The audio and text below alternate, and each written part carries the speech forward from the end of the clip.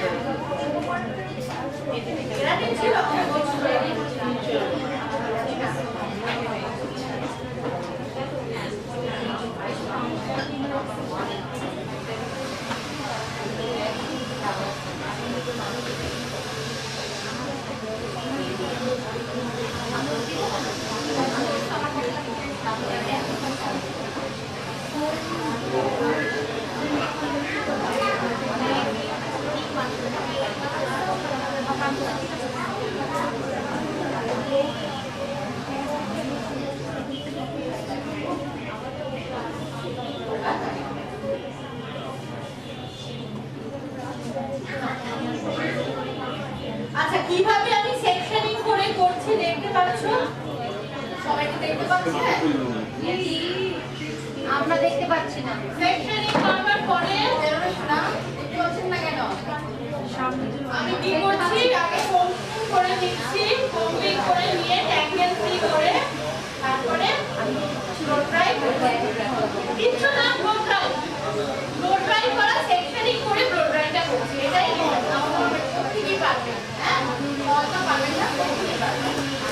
Just blow dry করছি, blow ড্রাইতে সেকশনিং করে যাতে আমার পুরো জায়গায় প্রপারলি ব্লো ড্রাই হয়।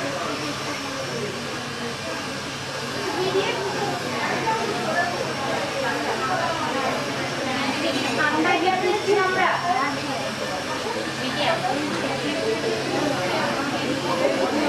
সেলিব্রেট নিয়ে গেলে মানুষের ভাব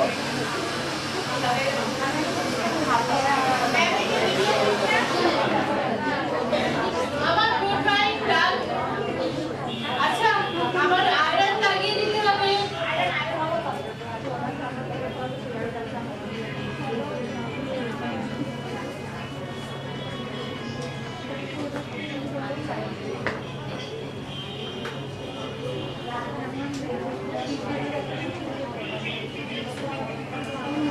ফ্রন্টাল এরিয়ায় যে লাইনগুলো আছে আমি এবার এগুলো ফ্রন্টাল এরিয়ায় কখনো আমাদের ব্লো ড্রাইটা ইউজ করবো, আমাকে দেখতে হবে যে স্কিনে না লাগে, পাক দিয়ে বেরোবে। তো আমার হাতের টেকনিকটা যেভাবে ও লাগছে, ও লাগছে করো, লাগছে। আর আমি কি করছি, ব্লো ড্রাইটা করবার সময় গরম দিচ্ছি, আরে গরম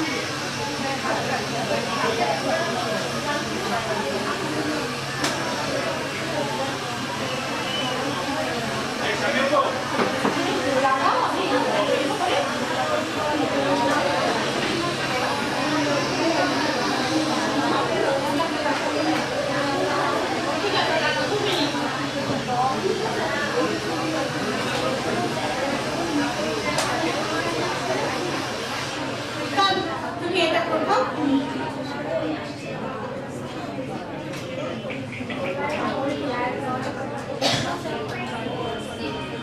ও আচ্ছা না ববি আপুর সাথে কি পরিচিত হয়েছে?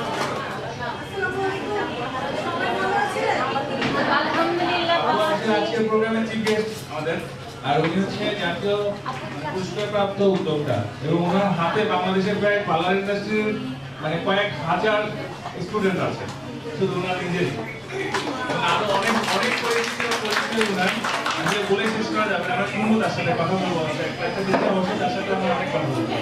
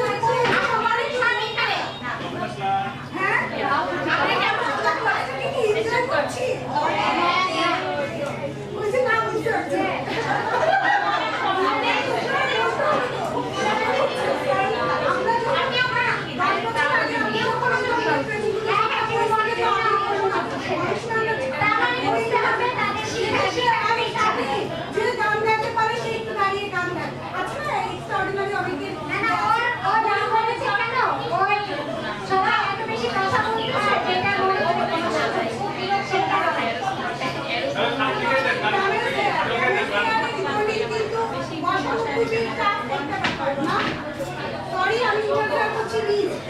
সেটা হচ্ছে যে ম্যাডাম আমরা বাংলাদেশে যে প্রবলেমটা হয়, আমি 64 জেলায় যেহেতু ট্রেনিং করিয়ে থাকি, ডিস্ট্রিক্ট লেভেলে, থানা লেভেলে, আমি সরকারিভাবে গভর্নমেন্ট প্রজেক্টের অধীনে পুরো বাংলাদেশের যে যুবকরা মন্ত্রণালয় সেখানকার পুরো বাংলাদেশের ট্রেনিং জনের হিসেবে আমি কাজ করাচ্ছি।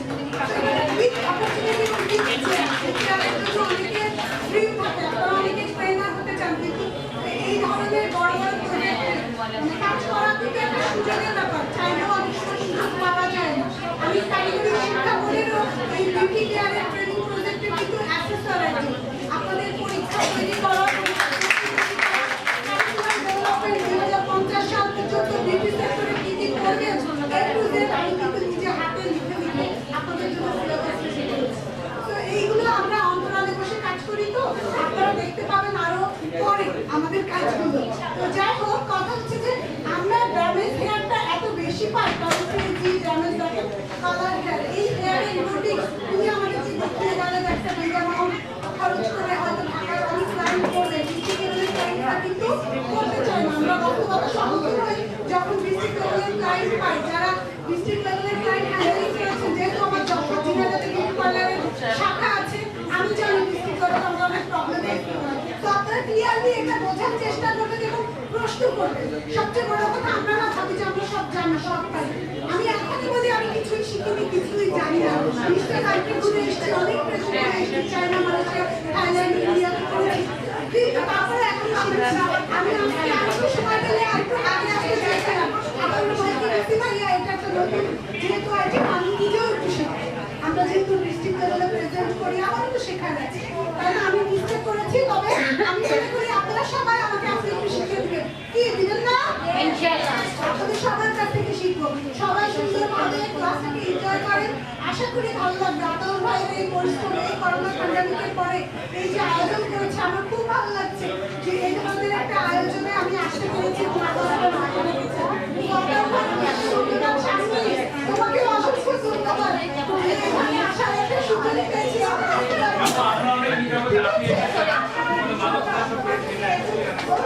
সবাই ক্লাসটা এনজয় করেন, আর প্রশ্ন করবেন, প্রশ্নে জর্জরিত করবেন, তাহলে কি হবে? আশা করি আর কোশ্চেন থাকবে না, এটা জানা হয়নি, সুযোগটা তো বারবার আসে না, এই সুযোগটাকে কাজে লাগাতে হবে।